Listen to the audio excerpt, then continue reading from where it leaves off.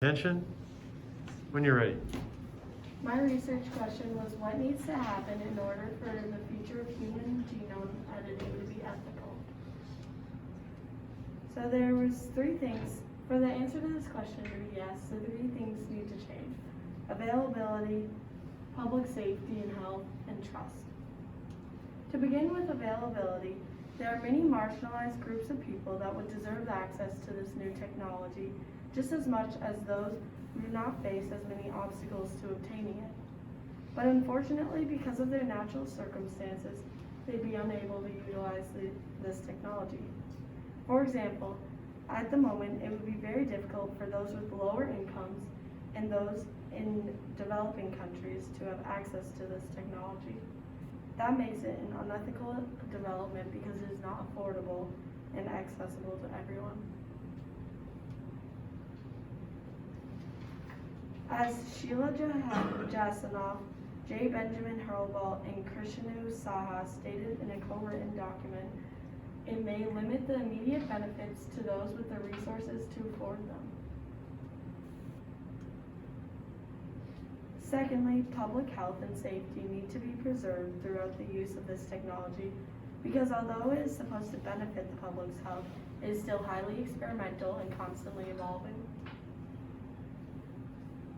The biggest danger possible with this newly emerging technology is the occurrence of unintended changes in the embryo when the genes are tampered with, such as the loss of chromosomes or the loss of a crucial chunk of the chromosome. It is unethical to use a technology meant to boost the public health that would consequently endanger it. And lastly, trust needs to be developed between three majorities of people: the government, science, and the public. The National Academies devised a proposal with 3 steps in it to help build the trust between these groups. The first step is to invoke the National Academies and science overall's previous achievements in consensus building. The second step would then be to reach out to stakeholders in accordance with the pluralist democracy, and lastly, to construct a multi-layered institutional structure for decision making.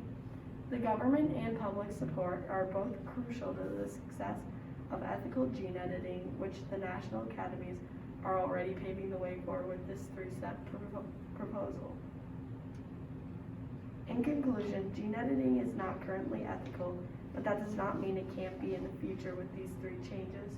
For public health and safety, there is a lot of development and research that needs to be continued in order for this technology to succeed ethically, and the same can be said for the availability of it. Additionally, with the recent proposal from the National Academies, they are on the road to public and government support through trust being built slowly, and possibly in the near future, it will be substantial enough for progress to occur. Thank you. All right, thank you. Ceci, did your research go in a different direction than you originally expected? Yeah, originally I was planning on looking more at the scientific lens, but as I started researching into that, I found a lot of stuff come up with a very kind of strong negative connotation with ethical lens, so I kind of shifted to researching that more so. Okay, thank you.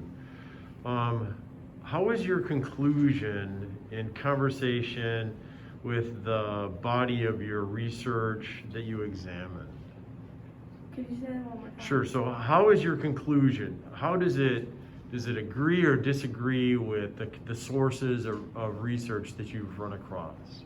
Currently, it doesn't totally agree with everything I found because I had a very negative connotation, like I said, with the ethical lens.